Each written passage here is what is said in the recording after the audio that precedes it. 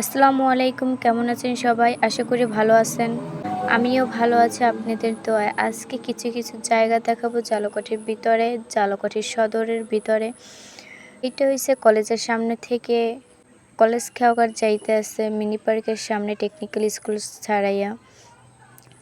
এই যে college খেওয়াঘাট mini park পাশে আছে একটা। ঝালকাঠিতে যারা থাকেন অবশ্যই তারা চিনবেন এবং যারা না চেনেন তারা অবশ্যই ঝালকাঠি কলেজ খেয়াঘাটের পাশে একটা পার্ক আছে মিনি পার্ক, ওখানে আসবেন। আর যারা আসবেন অবশ্যই সন্ধ্যার পরে আসবেন, কারণ গরমের সময় সন্ধ্যার পরেই এখানে ভালো লাগবে। ঠান্ডা ঠান্ডা আবহাওয়া থাকবে, ঠান্ডা ঠান্ডা বাতাস আসবে। এই যে ঝালকাঠি কলেজ খেয়াঘাট থেকে ঝালকাঠির চানকাঠি চৌমাথা আসলাম। এই হয়েছে চানকাঠি চৌমাথা।